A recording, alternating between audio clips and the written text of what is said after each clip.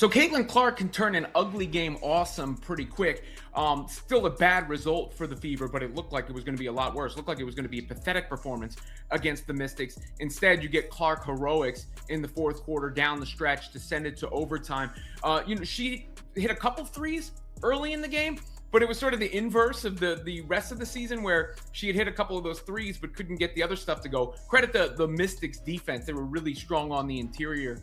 Shakira Austin had a great game. They really bullied the Fever in the paint. Austin and Kiki Irief and Sonia Citron had a great game for the Mystics as well. Really, really good young core. Caitlin Clark stood on the court, her face a mask of disbelief as the final buzzer echoed through the arena. It wasn't just the loss that hit her like a freight train, but the sight of Aliyah Boston limping off toward the locker room. The season was supposed to be a revolution, but in one heart-stopping moment, the Indiana Fever's foundation seemed to crumble. This wasn't just another notch in the loss column, it was the realization that their biggest nightmare was actually happening.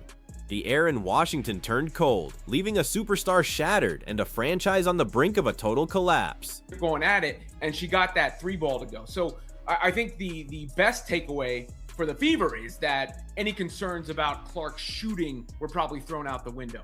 And that's what I've been saying. Shooting comes and goes a little bit, and it's hard to sort of judge. If you get a prolonged slump over the course of, 10, 12, whatever games, you start to worry.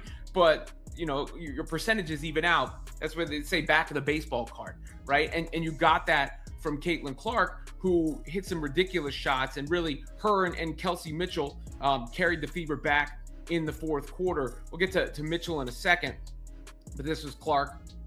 Just minutes before the silence fell, Clark was doing the impossible, dragging her team back from the depths of a pathetic performance. Down the stretch in the fourth quarter, she finally looked like the phenom the world expected to see.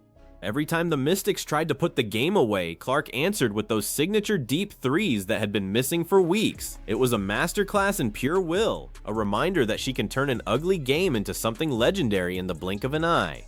But even a 32-point night couldn't stop the impending disaster that was waiting in the shadows of the overtime period. Last season, due to injuries, I wasn't really carrying last season over to this season.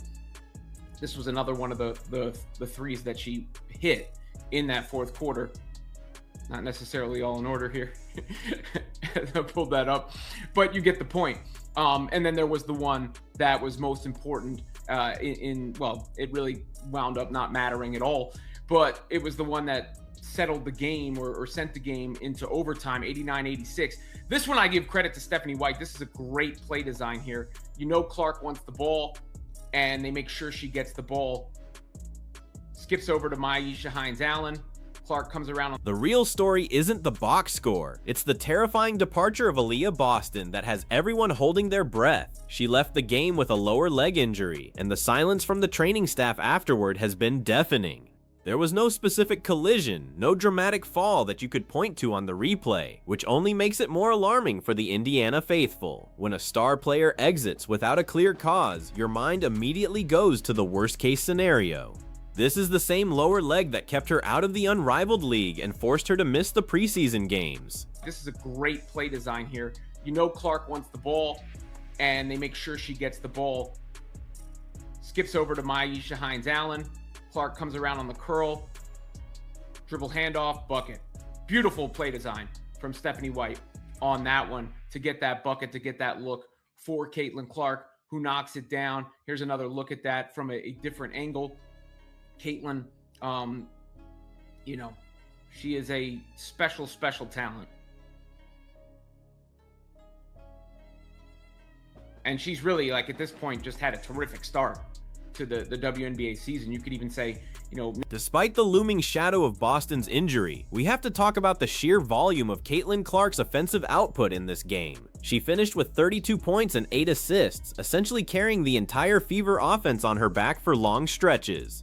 Yes, she took 28 shots to get there, but that's exactly what the Fever need from her right now. When you're a superstar, you don't worry about efficiency when your team is drowning. You keep shooting until the net starts burning. She proved that the early season shooting slump was just a temporary glitch, but it might have come at the highest price imaginable. The Mystics, and there are a couple of things that held them back. I mentioned Kelsey Mitchell. Kelsey Mitchell was great, but then she blew a bunny late. that wound up a big swing because the Mystics came back and scored on the other end. I think it was a 3 on the other end. That was just a really big swing in the game. She missed some free throws down the stretch as well. Monique Billings missed a shot right at the rim. And then there's the more concerning thing, because, you know, look, people are going to miss some shots. Like I said before, you know, yeah, it happens. But the more concerning thing is that Aliyah Boston left that game with a lower leg injury. There was no... The Washington Mystics weren't just playing basketball. They were playing a physical game of keep away that bullied the Fever in the paint. Shakira Austin and Kiki Iriafen were absolute monsters on the interior, making every single drive to the rim a nightmare for Clark. They were blocking her shots and disrupting her rhythm, forcing her to rely almost entirely on her outside game. It was a defensive blueprint that exposed the Fever's lack of physical presence down low, especially once their defensive anchor was forced to the sidelines. The Mystics' young core showed exactly how to dismantle a hype train with raw power. Before, you know, yeah, it happens. But the more concerning thing is that Aliyah Boston left that game with a lower leg injury. There was no update from Stephanie White after the game. Didn't really notice it in gameplay, Boston leaving the game. It wasn't something specific that you saw happen there. So your mind goes, I don't even know if it's the same leg, but she had that unrivaled lower leg injury. That's what it was dubbed, right? That kept her out at the end of Unrivaled, kept her out at the for the FIBA World Cup qualifying tournament, kept her out of the first couple pre-season. Even in a loss, we saw a flash of brilliance from head coach Stephanie White that almost saved the night. With the game on the line and the clock ticking down, she drew up a masterpiece to get Clark an open look. It was a beautiful curl off a handoff from Maisha Hines-Allen that left the defense frozen in place. Clark knocked down the bucket to send the game into overtime, proving that the synergy between coach and star is finally starting to click. But great plays can't fix a broken roster, and the celebration was short-lived as the reality of their situation began to sink in during the extra period. And that's where things get a little scary for the Fever, because their front court depth, this is where you could question the offseason. The front court depth is just not that great. Monique Billings, 10 points, but she's got to bring that shooting percentage up. She's got to hit more of her shots near the rim. That's got to turn around. No question. I think it will, but that's got to turn around. Maisha Hines-Allen, you know, she's played all right for the Fever this year. She really has. She just makes some mind-boggling decisions at times, but overall, she's played pretty well. It's going to be on Michaela Timpson, I think, to really step up. Timpson and obviously Dantas will get more minutes with Boston out. You got more from... Kelsey Mitchell was the other half of the engine that nearly pulled off the miracle comeback, pouring in 24 points of her own. She and Clark combined for a massive chunk of the Fever's scoring, showing that they can be the most dangerous backcourt in the league. However, the game shifted on a single heartbreaking mistake when Mitchell missed a wide-open layup late in the fourth. It was a massive swing that allowed the Mystics to hit a 3 on the other end, a 5-point turnaround that the Fever simply couldn't recover from. In a game decided by such thin margins, those bunny shots become the difference between glory and total devastation. Minutes for Lexi Hull, so she was in there a lot more. Obviously, you know, Kelsey Mitchell still had the 24 points. Caitlin Clark, 32 points, 8 assists, 4 rebounds. I know just 10 of 28 people will say shooting, but that's the point. You keep shooting because you can shoot yourself out of it when you're a superstar. You don't worry about what your percentage is or what your efficiency is. And hopefully it winds up that way in the box score, but you keep shooting it. And Clark said, you know, they can let their offensive performance affect their defensive performance. And you saw that a little bit in this game. Then you had on the other side, like I said, Iriafen was terrific, 25 points. Austin was terrific, 19 points. Citron with 30. Cody McMahon had a nice game. It wasn't just the missed layups that haunted Indiana. The charity stripe became a place of pure frustration down the stretch. Missed free throws and high-pressure moments acted like a slow leak in the Fever's momentum, letting the game slip through their fingers. When you have a superstar like Clark playing out of her mind, the supporting cast has to be perfect at the line to close it out. Instead, those empty trips to the stripe gave Washington the life they needed to stay in the fight. It's those fundamental errors that keep a young team from taking the next step toward becoming a true contender in this league. The injury to Aliyah Boston has ripped the band-aid off a problem that everyone knew existed but hoped to ignore: the lack of frontcourt depth. Indiana's offseason moves are now under a microscope because they simply don't have a backup plan for their star center. Monique Billings stepped up with 10 points, but her shooting percentage near the rim has been a major concern that can't be ignored. If Boston is out for an extended period, the Fever are looking at a massive hole in their defense that could swallow their entire season. They are one injury away from being completely undersized against every elite team they face. What makes the Boston injury truly terrifying is the lack of an immediate update from the team after the game. Usually, a minor tweak comes with a quick reassurance, but the silence following this exit is incredibly telling. We are talking about a player who is the heartbeat of this team's interior defense and their primary post-scoring threat. Without her, the burden on Caitlin Clark becomes almost unbearable, forcing her to play hero ball for 40 minutes a night. The Fever are currently 1-2 on the year, and their path forward just became a mountain that looks impossible to climb without their two-time All-Star. Mycia Hines-Allen has been a polarizing figure for the Fever so far, showing flashes of utility mixed with some truly mind-boggling decisions. In this game, she played relatively well and was instrumental in some key plays, but the consistency just isn't where it needs to be. She has the veteran experience to help steady the ship, yet her lapses in judgment often come at the most inopportune times. With the front court now depleted, her role is going to expand exponentially, whether the fans are ready for it or not. She is going to have to be the glue that holds this fractured roster together while Boston recovers. If there is a silver lining in this dark cloud, it's that the concerns about Caitlin Clark's shooting can finally be put to rest. She hit some truly ridiculous shots that reminded everyone why she was the #1 overall pick.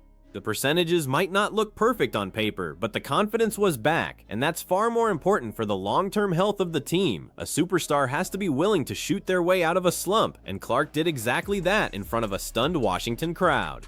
The league should be terrified that her shot is back, but the Fever might be too injured to actually capitalize on it. We can't ignore the fact that the Fever almost didn't even have a chance to come back because of a truly ugly second quarter. They looked lost, disconnected, and completely overwhelmed by the Mystics' defensive pressure during that stretch.